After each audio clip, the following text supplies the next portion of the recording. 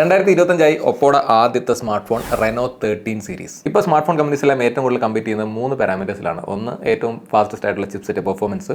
2, camera.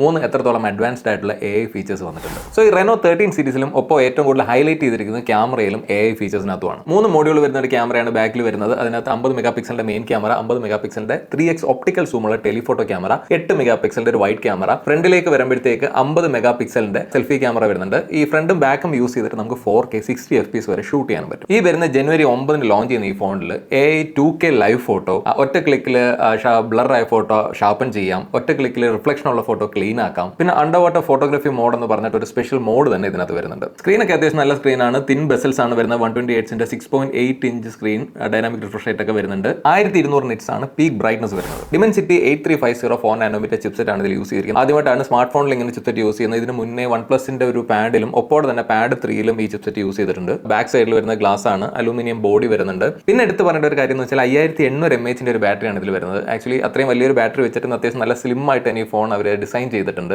80 വാട്ട്സിന്റെ ഒരു charging അഡാപ്റ്ററും type A to type C കേബിളും ഇതിനകത്ത് ഇൻക്ലൂഡ് ചെയ്തിട്ടുണ്ട്. 50 വാട്ട്സ് വയർലെസ് ചാർജിംഗ് ഉണ്ട്, 10 വാട്ട്സ് റിവേഴ്സ് ചാർജിംഗ് വരുന്നുണ്ട്. പ്രൈസിംഗിന്റെ കാര്യം ഒപ്പം ഇതുവരെയും റിവീൽ ചെയ്തിട്ടില്ല. എന്നാലും ബേസ് വേരിയന്റ്, അതായത് 256 GB വരുന്ന മോഡലിന് ഏകദേശം ഒരു 40 to 45K റേഞ്ച് ആയാലും നല്ലതായിരിക്കുമെന്ന് എനിക്ക് തോന്നുന്നു. അപ്പോൾ നിങ്ങളുടെ അഭിപ്രായം എന്തെങ്കിലും ഈ ഫോണിനെ പറ്റി അറിയാനുണ്ടെന്നുണ്ടെങ്കിൽ ചോദിക്കുക. That's it. ബൈ.